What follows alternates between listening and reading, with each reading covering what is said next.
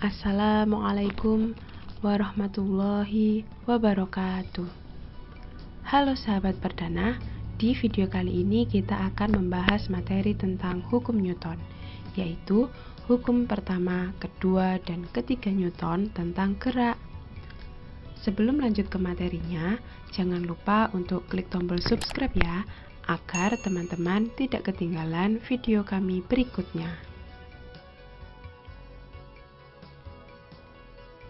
Hukum Newton tentang gerak.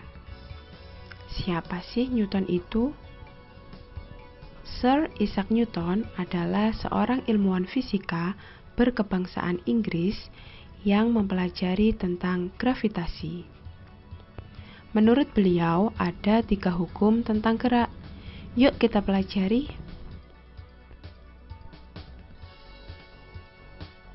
Hukum pertama Newton.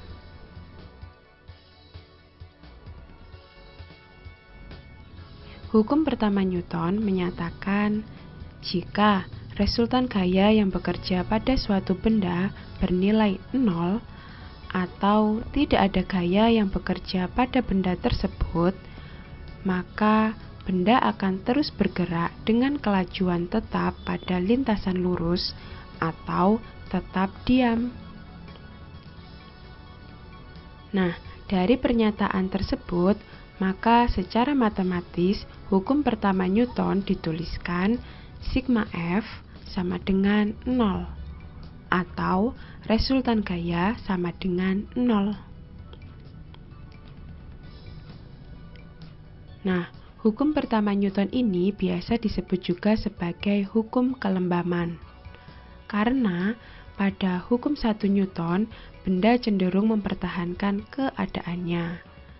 Nah, sifat inilah yang dinamakan sebagai kelembaman benda.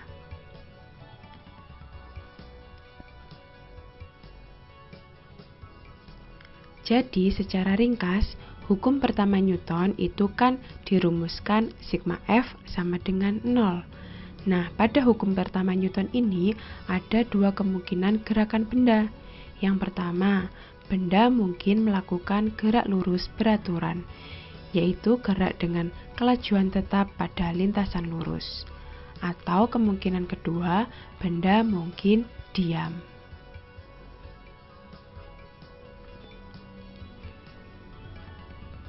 Nah, contoh peristiwa hukum pertama Newton adalah saat kita berada di dalam sebuah mobil yang melaju kencang, kemudian mobil tersebut tiba-tiba direm, maka badan kita akan terdorong ke depan.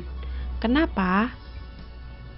Karena badan kita ingin mempertahankan posisi geraknya, yaitu ke depan. Inilah konsep dari hukum pertama Newton.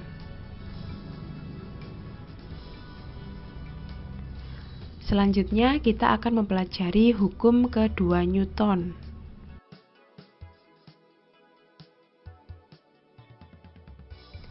Hukum kedua Newton menyatakan percepatan yang dihasilkan oleh resultan gaya yang bekerja pada suatu benda itu berbanding lurus dengan resultan gaya, searah dengan resultan gaya, dan berbanding terbalik dengan massa benda. Nah, percepatan berbanding lurus dengan resultan gaya maksudnya adalah jika semakin besar resultan gaya, maka percepatannya juga semakin besar. Jika massa benda itu nilainya tetap. Dan percepatan itu juga berbanding terbalik dengan massa benda. Maksudnya adalah semakin besar massa benda, maka percepatan yang dialami benda semakin kecil jika resultan gayanya dibuat tetap. Nah, itulah maksud dari berbanding lurus dan berbanding terbalik. Dari pernyataan itulah, secara matematis, hukum kedua Newton itu dituliskan A sama dengan sigma F per M.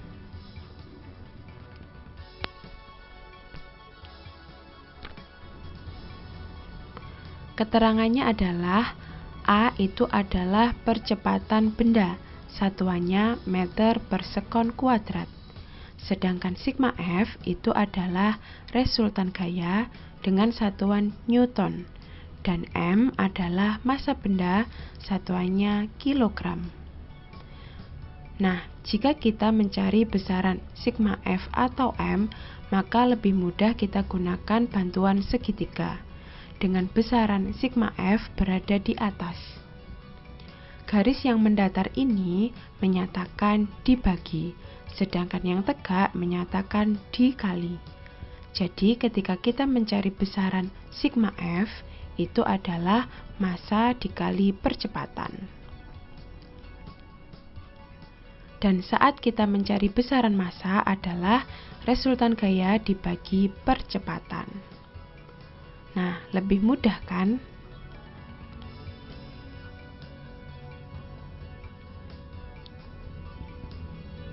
Nah, selanjutnya contoh peristiwa yang berkaitan dengan hukum kedua Newton, yaitu saat kita memindahkan balok yang massanya tetap atau sama akan lebih cepat jika gaya yang dikenainya semakin besar. Nah, ini ilustrasinya. Saya memiliki dua buah balok yang massanya sama, yaitu 2 kg. Balok yang atas kita beri nama balok 1, dan yang bawah balok 2. Balok 1 ditarik dengan gaya sebesar 3 Newton ke kanan, dan balok kedua ditarik dengan gaya yang lebih besar yaitu 5 Newton ke kanan. Jika kita menariknya dalam waktu yang sama, maka balok yang kedua itu akan lebih cepat sampai di titik A, karena balok kedua memiliki gaya yang lebih besar, sehingga percepatan yang dialaminya juga semakin besar.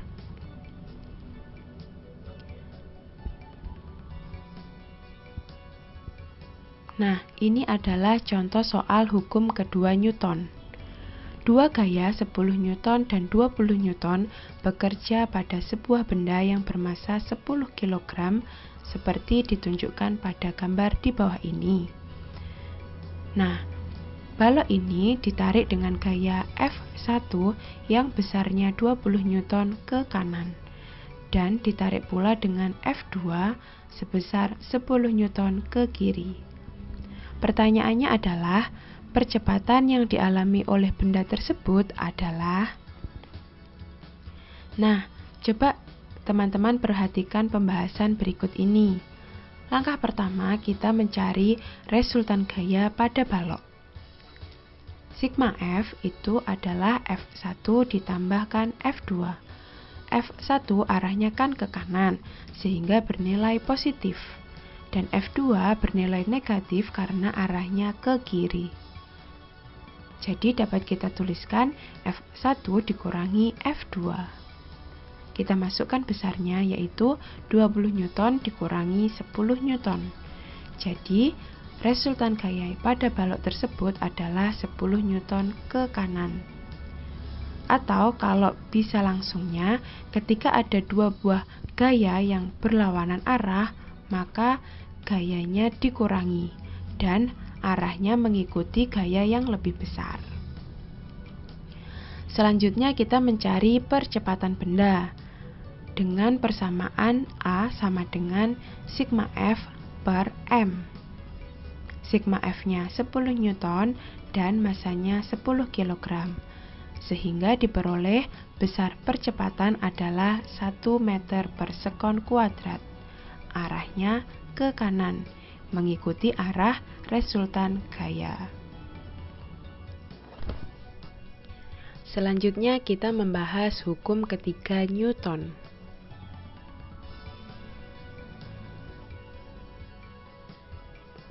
Hukum ketiga Newton menyatakan jika benda pertama mengerjakan gaya yang kita beri nama sebagai gaya aksi pada benda kedua, maka benda kedua akan mengerjakan gaya yang kita beri nama sebagai gaya reaksi pada benda pertama. Gaya aksi dan gaya reaksi besarnya sama, tetapi arahnya berlawanan.